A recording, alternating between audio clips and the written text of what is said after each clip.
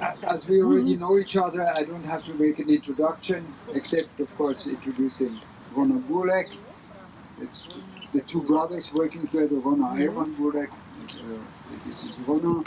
And there are also his assistants. I see there in the back Alexander, and I see Paul somewhere. Here is Paul, who all worked on this. Aurélien, who is the producer. Would you stand up, Aurélien, please? Yes, And if you later have questions, to the producer of The Ring, which was made in, he's from Nantes. And then, of course, Ruta is here, and she is the director of Experimenta in Lisbon, and she arranged all this connection with the producers of this piece. As you probably know, in Portugal they have great quarries and great quality of marble and artisanship.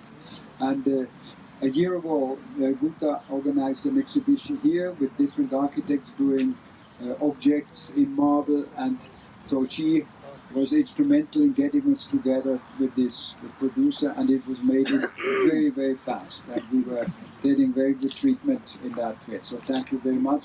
And if you have questions for Portugal in general, she is there, but all other questions, technically, talk to Guta afterwards.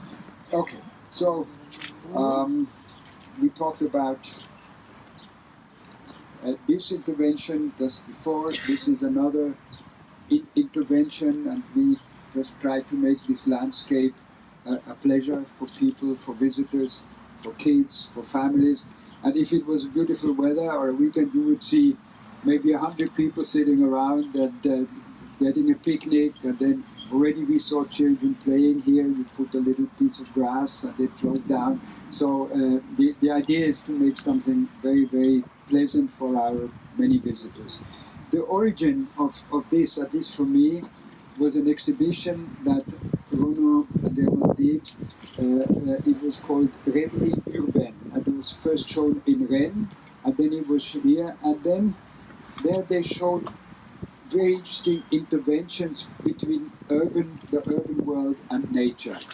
And things that, again, because in the other building we said artists do things that architects wouldn't do. And here I saw they did things that I had never seen architects doing. It was a whole exhibition of interventions. Maybe you can say something afterwards about these interventions. There were places with water, there were hanging structures with plants, etc. About 8 or 10 sort of basic ideas, and it was a marvelous exhibition which is now traveling, and if you ever can see it, that is very much worth. And this gave us the inspiration for that, but also others. I know that now Ronan Erwan's work in this field is in different places. I think in Aarhus, and then you have a big project in Paris on the Champs-Élysées. Fountains, enormous fountains, fantastic projects. So in Miami also. So the interest in this particular work, which is somewhere between design and architecture, but unique, I think, the way they do it, is now getting a lot of attention. And it, as I said, in this case, it's water, nature, and also the city. We are not in the city, but on the industrial site. So it's very interesting because it's not done actually specifically for a site. The idea was also in this show, but in the end, of course, you do it particularly for the site, and Ronan was here and looking at different ways to put it, and so it is both site specific, but it could also be somewhere else, and then of course there you would find another site. Initially, maybe you remember, on this hill stood this Diogene house, Parenzo Piano. This house is now moved later, if you have time. It's just a few steps behind, and we wanted to put it in a more quiet place. And now, actually, one can sleep in there. There's water there, etc. So, while here it was very difficult also with the noise of the street, but now there it's in a more quiet place, and you can see. The water, by the way, is not wasted, it's pumped back. but don't drink it. It's not drinking water. While the water in the shithouse is drinking water, but this is being pumped back so we don't lose the water. Maybe that's a good moment for you to take over, Ronan, and talk about your work in this field. And then, of course, again there are questions. As Rolf explained, the starting point of this research started some years ago about the question of city, and I'm lucky to travel in different places, and I'm always interested to understand why a city works and why it's extremely terrific or art. And very often I notice it's really linked to a certain type of object, to a relation between the street, the pavement, the church, the building. All these very little things create a sort of harmony, a sort of extremely sensual way to walk from